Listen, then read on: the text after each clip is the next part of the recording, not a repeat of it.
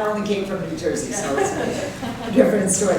Professor Gould's creative and cultural and critical practices explore the poetics of politics and the politics of poetry. But remember, Palestinian poet Mahmoud Darwish was also a political activist, so perhaps these things do have a real relevance together, and I look forward to learning more about that.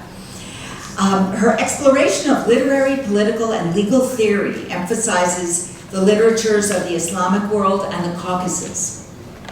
Her most recent book is Erasing Palestine, Free Speech and Palestinian Freedom, that came out last year. In it, she takes on one of today's most contentious words.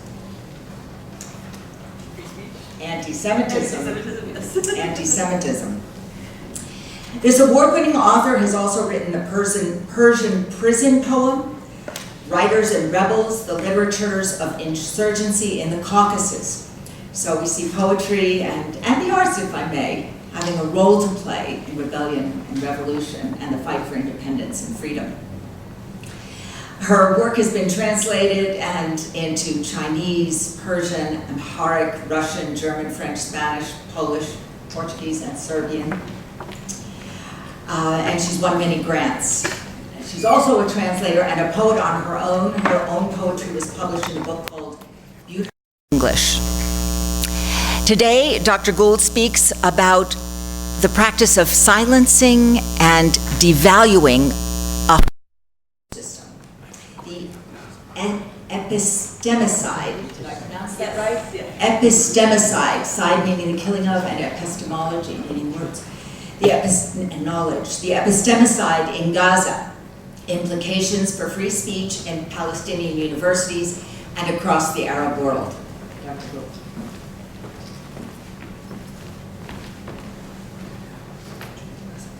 Yes, PowerPoint.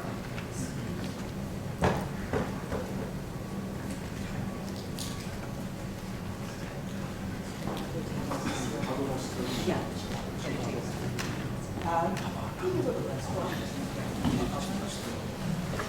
Yes, it's addressed. Great. And it's can we close that part for the yeah. Oh my God.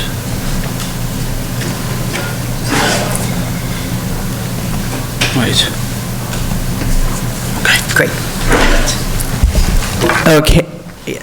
All right, I think the microphone's working. Well, thank you so much for that very generous introduction. I'm very delighted to be here, to be part of this event, which really speaks to my heart. Yeah, I'll definitely be focusing more on the political side of my work, but I'm glad to have the poetry referenced as well, because I see them as interconnected. Yeah, so actually, I'm beginning with a quote from Mahmoud Darwish. I don't know if that's just a coincidence, but yeah, who exemplifies the intersection of politics and poetry in a particularly Palestinian context. So I am talking about looking at the question of free speech from the perspective of university life. Speaking to recent research that I've been doing that's kind of a continuation of this book that was referenced, Erasing Palestine. Erasing Palestine is more focused on free speech in the Palestinian question in the context of Western democracies like the US and the UK. But as I was always working on that project, like Mustafa, I believe that free speech is actually a universal idea. You know, it's not something that we should just be concerned about in the West. And so I really wanted to do a project that, actually, let me just skip forward just a second. Yeah, to do a project that was looking at how is free speech understood in the Palestinian context of Palestine itself, the West Bank and Gaza? What are there differences? You know, because I think many of the values that we associate with the United States, with liberalism and so forth, are also held there. They're even held at a kind of, even without the ideological tradition necessarily, they're just, people want to express themselves freely. Yeah, so so that's sort of broadly the project that this is coming out of. But that project began a few months before the war on Gaza. And so since that has been happening, of course, you might imagine everything has changed in terms of how one goes about pursuing that research. So I'll be sort of talking about that research from the perspective of a changed world as I kind of struggle to make sense of it all. But I think this is really appropriate to begin with this quote from Mahmoud Darwish, the Palestinian poet. This is from a prose poem that he wrote. He makes a very important point about sort of the role of universities in general in Palestinian or even Arab Islamic culture. So he says, as we don't know the difference between a mosque and a university because they are both from the same root in Arabic, why do we need the state? That's a provocation of sorts, since states pass just as surely as time. So that's I think, especially speaking to people who are associated with government or with politics, that I think that can be seen as a kind of provocation, a claim that actually it's the universities and the mosques that outlive the states. If you look at even just from the way the Arabic language is constructed. So I thought, I'm just going to give, these are sort of well-known facts, but it's worth saying that universities do have a particular importance in Palestinian life, Palestinian culture. The literacy rate in Palestine is among the highest in the world. And postgraduate degrees, attainment of postgraduate degrees is extremely high in Gaza. It's just and the West Bank, very common to come across people with PhDs. It's not like an anomaly. I think that's something that's maybe often missed from a lot of media reporting. You don't really hear about that very high level of cultural attainment. And Palestinians are known as the world's best educated refugees. Yes, and so here's the project that's ongoing or really kind of just begun. And so I'm just going to read a little bit and then return to the slides. Just as I was embarking on a new research project funded by the Independent Social Research Foundation, Israel began its attack on Gaza. One by one, all of Gaza's universities were destroyed. The targeted nature of these attacks went beyond anything that had previously been seen in the Israel-Palestine conflict. When the project began, I was examining how the concept of free speech was defended in Palestinian universities, and I was also documenting, in coordination with colleagues in the West Bank, the challenges that faculty and students who exercise their free speech rights face, both as a result of the Israeli occupation as well as through internal forces of suppression, including both the Palestinian Authority and Hamas. Among other aims, our goal was to compare the pressures on academic freedom between Gaza and the West Bank.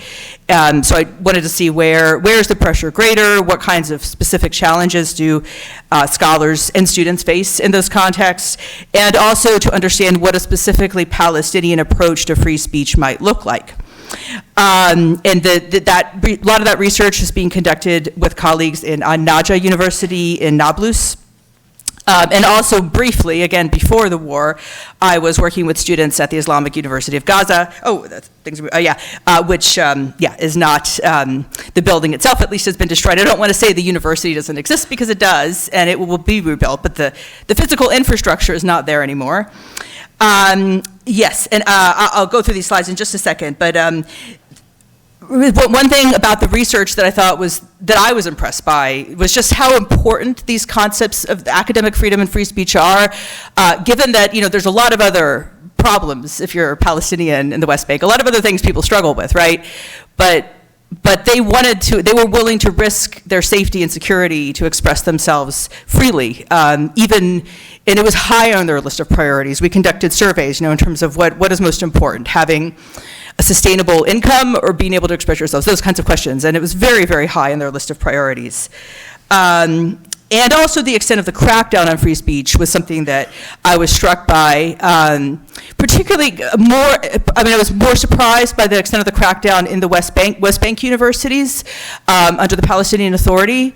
There are cases of targeted, or what was described to me as targeted assassinations by the Palestinian Authority of critics who had professors who had been critical of the regime, specifically Nizar, I'm just checking my time here, Nizar Banat, who was a intellectual in the West Bank, was critical of the Palestinian Authority and of the lack of freedom of expression. He was killed in 2021. Of course, the Palestinian Authority does not take responsibility, but it's widely believed that was a targeted murder.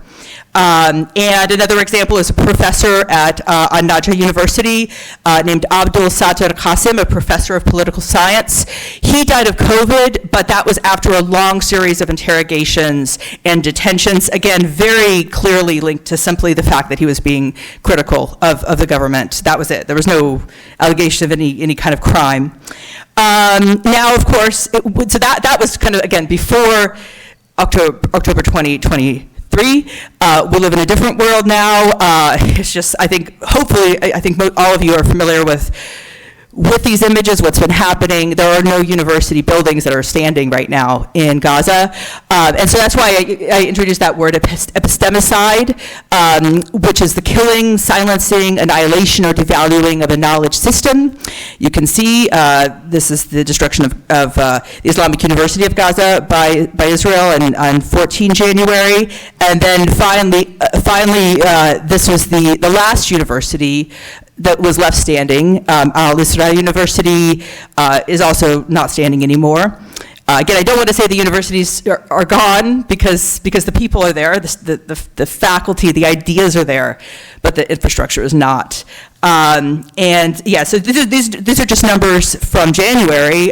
We have the large proportion of students that have been killed, teachers and administrators that have been killed, and I think, and that's in the context, of course, of a broader genocide. But what's worth thinking about in this context is like this idea of the targeting of universities specifically as something that might be seen as threatening to Israel, and also as something that Palestinians would have a particular investment in wanting to preserve and save.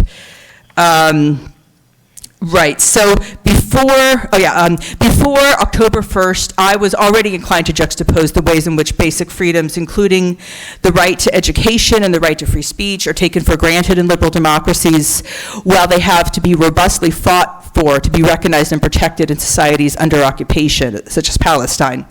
The war in Gaza has brought this dynamic to a new level of intensity. What is the meaning of free speech and academic freedom when an entire university is being destroyed?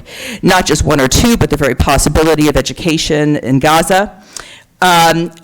I want to argue that even amid a genocide, the destruction of knowledge and the cultures of knowledge and other institutions should not be forgotten. In this context, an exclusive focus on humanitarian rights alone, in the absence of human rights, including education, would be dehumanizing to Palestinian targets of the genocide. So that's kind of the one aspect of the argument I want to make, that as much as we need to be thinking about the fact that people are starving to death, we also need to be thinking about the destruction of their cultural knowledge, and that kind of destruction persists across generations. Sure. So, and then so again, back to my question: what is the point of free speech and academic freedom under conditions of genocide?